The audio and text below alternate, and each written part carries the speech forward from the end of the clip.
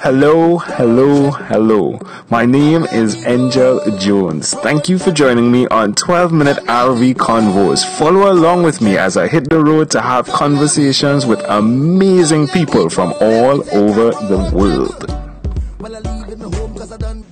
Amazing audience, we are live here with Ron Pearl, aka Ronald Pearl.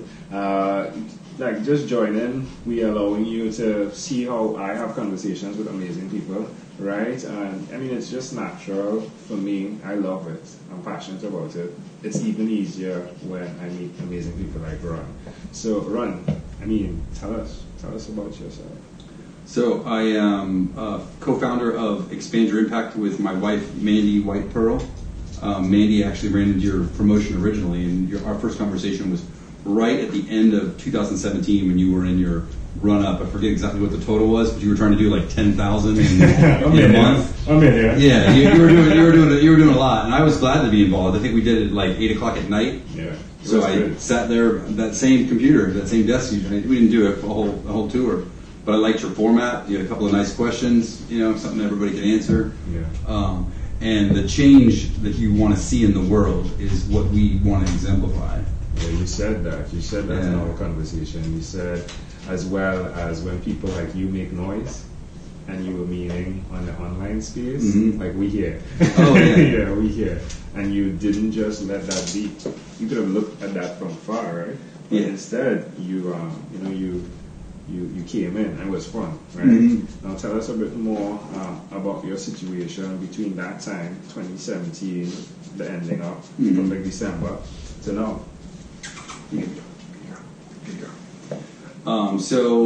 Let's see. Last year we finished the year off with a trip to Copenhagen. I do some training work, and they had a 3-day event in Copenhagen. And then we had, obviously, holiday season in December. That's when we connected. This year, we started off mid-January with a promotion to try and influence 1 million entrepreneurs around the world to become more conscious and then carry that consciousness out into the world. We did a 7-day live free event, doing all kinds of teaching, trying to reach out in different ways. Consciousness means lots of different things to different people. And then for them to activate it in their business, they got to be able to make money. They got to be able to get their message out. They got to know what they're doing. So we provide, tactical training about how to use social media and how to get your word out and how to frame what you do. We talk with a lot of other coaches, and we help people transition out of, they've got a corporate job, they want to go out on their own, and when they make big changes in their life, all the crazy in their whole universe comes raining down. Exactly right. And so when the craziness comes out, that's when that's what I get to play with, is a lot of the crazy. My wife's developed a lot of online training programs. You can press buttons with LinkedIn and Facebook and make your business work. And it's through this training called Access Consciousness and lots of other modalities that we help people. Sometimes it's in groups. So I do that, and then in the last 6 months, all that artwork you saw, that painting. Yeah, we definitely capture that. The painting is what is fascinated me, because sometimes the work life, it feels like you have to show up at a certain time, and you have to get it done, and you have to get it right, and you feel like you're doing it for other people. And I started painting just because it was a way to just do something just for fun, just for me, and not really care about it. And then I just found that I liked it, so I started doing it more. So I would be on calls, and I'm out in the garage painting while I'm on these calls. Yeah. Right. So that's why you saw that there's a lot of there's stuff all around the house. It's gone from a garage to an art studio just because I got enough art stuff out there. So that's been the biggest change for me, is that taking on this painting and sort of the journey of it. Yeah. Did you paint before? No, I've always done lots of different creative stuff. I did photography, so like that picture of the sun, that picture of the sunrise over there. Those 3 are all pictures that I've done in the past. Yeah. But I just did it as a layman. This is all with my iPhone. I think that picture of the beach with the sunrise, that's the pier about 1.5 miles away at dawn. Glorious, right? And the way that the clouds, the clouds hit the sun and created the ray effect. And I caught that with an iPhone. Like, it was 1 in a million, right? That you'd get that kind of thing. In the past, I've done a lot of writing. I've been a singer in a band for a while. So I've always been a creative type. And I actually saw like a Facebook video of someone pouring paint to like make something happen. And I was like, well, how hard can that be? So the next week, my wife was doing something with, she makes jewelry. Right. And so she was at Michael's, and I was like, well, let me just get some paint and see what it is. And I was out there screwing around, and I had one hanging in our bedroom. It was the first one that I had done. Since she was sort of part of the inspiration, I poured this art, and the way that it turned out, I was like, oh, that's really good. That's amazing. I'm quite impressed with myself. Right? But do tell me about your shoes. And your shoes speaks millions and miles about you, right? So I have this new thing where I'm highlighting shoes, your own unique real shoes. Right. Some people say, show me your shoes, but I'm not too sure if I want to travel the journey you've traveled in those shoes. Oh, I got you. Yeah? So what has been the type of journey you've been through? I mean, you came out barefooted though, right? Yeah. That's just some idea. I just hopped out of the flip-flops when I went to the shopping. Shoes are utilitarian for me for the most part. Yeah.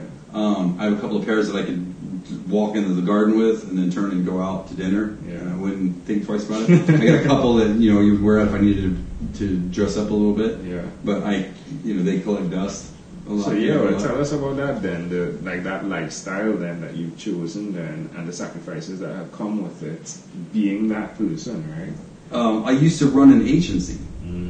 I had a team and a payroll and stuff to do, right? And then, 3 or 4 years ago, the business turned and my business slowed down. And I started to work with my wife more through some synchronicities. We found that we enjoyed it. She'd always worked here by herself, had her business, and I would leave, right? And she'd have the whole house to herself. She'd be alone for 40 or 50 hours a week. And then I shut that office down and I started to be here. And we got to fall in love all over again through the application of the business in this practice. Because any amount of coaching, and I'm phenomenal at it, but I'm like some idiot savant. Like I never trained into how to do this. Yeah. I just became more familiar with the principles. And then when you can look at somebody in non-judgment, they lay themselves out in front of you. So that's what it is. I always wonder why people lay themselves out before me. It's the non-gen. Oh, definitely. Definitely. You're curious, too. Yeah. That's the other part, is you're curious. Yeah. Right? You want to know how all these other people work. Yeah. That's why the shoe thing appeals to you. Yeah. You had a story about their childhood, because that would tell you something. You know what I mean? I remember. Right? Outside that it's universal, but you're looking for something. Yeah. So, in the most interesting trainings that I've done and some of the work that I've done, consciousness is the judgment of nothing and the allowance of everything. And the judgment of nothing sounds like conceptually, it sounds great, right? But then you bring up anything that's dark or weird in life, right? And how am I not supposed to judge it? Right? How am I supposed to raise my children without describing things as good and bad or right and wrong? It's a totally different way to approach your life, and it's now I got 40 years of training of being this person, and now it hits me that I want to retrain how I think about things. Is that painful, that experience? Only to the stuff you hold on to. Does it feel like waste? Tell me what you mean. The time. No, everything got me where I'm at. I love that. So I had a conversation with my boy last night. Adults generally aren't fun. They're not seeking fun. It's not it's not their core, what they're trying to go get. Yeah. I used to be more angry and frustrated. My boy is 12, and I said, you know that I've worked to improve myself, and it's not something I told you about. You're aware, and you're sitting here watching. Yeah. And I asked him. He said, "You're more fun now." Wow. Those were his words. I was like, "That's really cool, right?" I learned a lesson, for instance, in Kabbalah. There's a Kabbalah center right around the corner, and the main guy comes to me, he holds my hand because he asked me why I had come there. And I had anger that I didn't understand why it was present and where it was coming from. And he held my two hands and he said, "You can be right, or you can be at peace." And he shook this hand. He said, "You can be right, where you can be at peace when you set the hands out, like it was like the next person. That was like the easiest way he could deliver it. And the point about it is if you're going to be right about something, then you have to defend it, for one thing, right? And you have to hold on to it, and you don't see another point of view. So as soon as you're in defense of it, you're no longer in peace. Yeah. You can't be both. That's beautiful. It's very simple, right? So, like, I had to learn that I'm more important than my wife. That was difficult.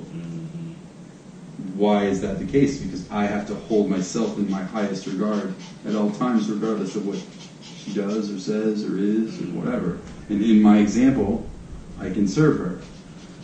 If I get off course every time something happens, I'm not of any value to her. So I had to up my game in order to deliver on that concept. Oh, that's amazing. So you mean you didn't need to do more overtime? I'm joking. Yeah. Actually, the hardest lesson is doing less. Yes, I agree. You know, it's for me, as usual, on this 12-minute convo journey, it's fascinating to me the synchronicity that occurs. It was the word you used when we first spoke. I told you about the cards I had from Mary Lunnan, and before me was sitting that card for the day, synchronicity, right? And you brought it up again, right? For those who didn't hear it, you could rewind it, right? But he talked about the synchronicity between him and his wife and how that worked. But what I've found is it's amazing how things connect. The guy that I spoke to right before you, like he was talking about his challenges judging. Like, and you don't know this guy, right? And sure. It was on the other side of I have no idea we were, wrong. right? We haven't even released it yet. But to see how things lead up to you making the move to be somewhere and then get the answers, but then being able to connect other people to the answers is fascinating to me. Yes. To see you do that with your family is beautiful. Because you did that.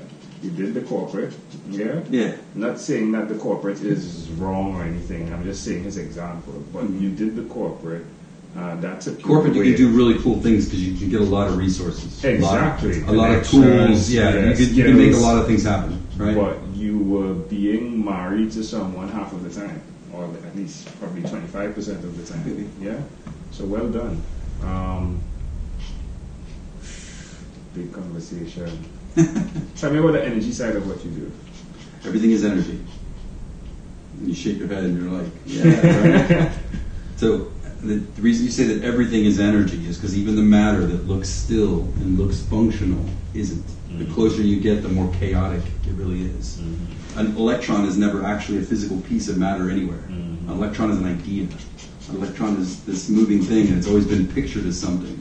The closer you get to it, it's actually just a vibration. So we are made up of energetic vibrations all the time, at all levels, right? And I had a wonderful teaching from a guy who did the biology of belief. He's a doctor, taught biology, right?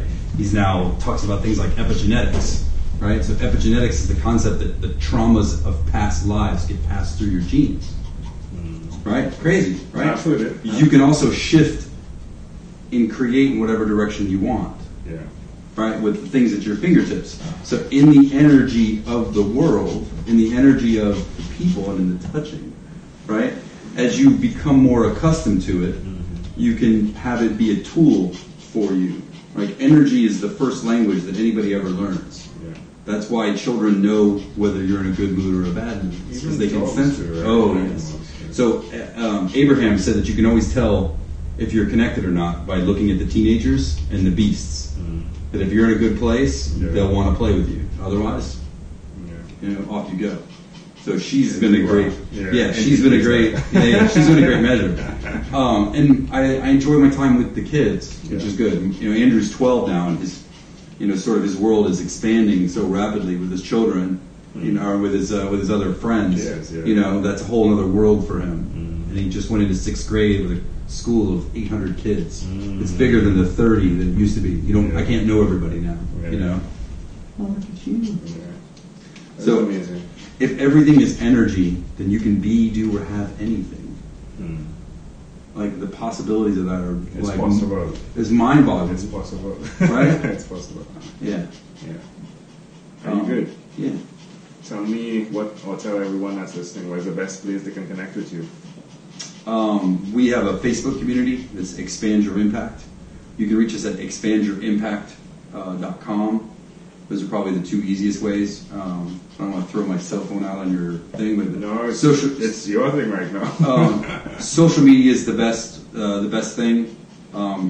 We're a married couple. We have male and female energy. We're looking to contact and help and be of value and be of service to anybody that sort of resonates with the message, sure. Right? We help a lot of healers. We help a lot of people who've been told they're wrong like their whole life, right? So we're a big open space of permission and allowance and opportunity and possibility. And if you want to, play in a world where things are seemingly a lot different than what you've been taught, like this is a good place. Yeah. So expandyouриmpact.com and the Facebook community, Expand Your Impact. Love it. Hey, well, how you doing? I lost my love. Well, in closing, is there anything else you'd like to share with our amazing audience? Everything is always working out for you. Everything is always working out for you. No matter what, everything is always working out for you. Love it. Yeah. Boom! My friend, thank you for being on What is Inspired by 12-Minute Convos with Angel Joe. It's a pleasure.